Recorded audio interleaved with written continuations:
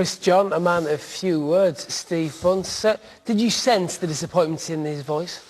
Oh, not in Chris John's voice. I think he was just happy to be leaving the ring with his belt. He just seems like a nice enough fella, doesn't he?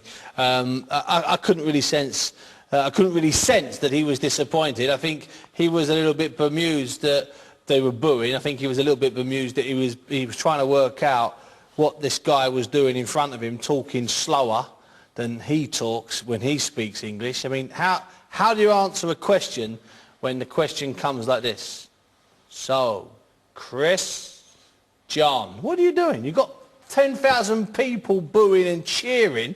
At least get him closer and speak to him. I mean, I marvel at it, you know. And the guy's on about 500,000 US a year, by the way. Sure, Max, so there's a degree of it. I don't give a monkey's whether he loves me or not. The bottom line is that when you interview someone in the ring and it's noisy and the guy's first language is most definitely not English, you get close to him, you make contact, you don't wander like this, so what about, you get close, you make sure he sees you and you get the mic under. That was an absolute complete and utter waste of time, that interview.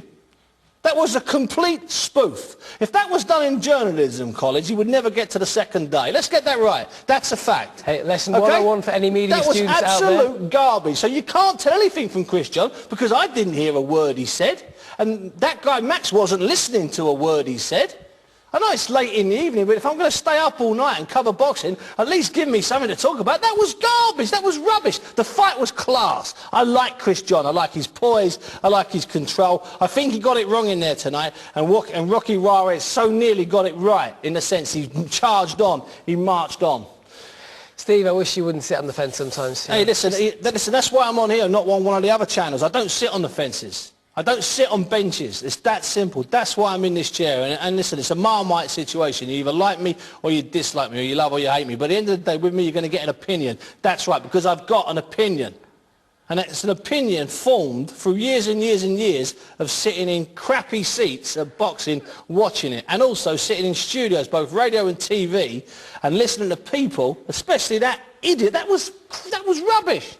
Okay, let's cut it. Steve, we all carry on, Jimbo. We will now take a break.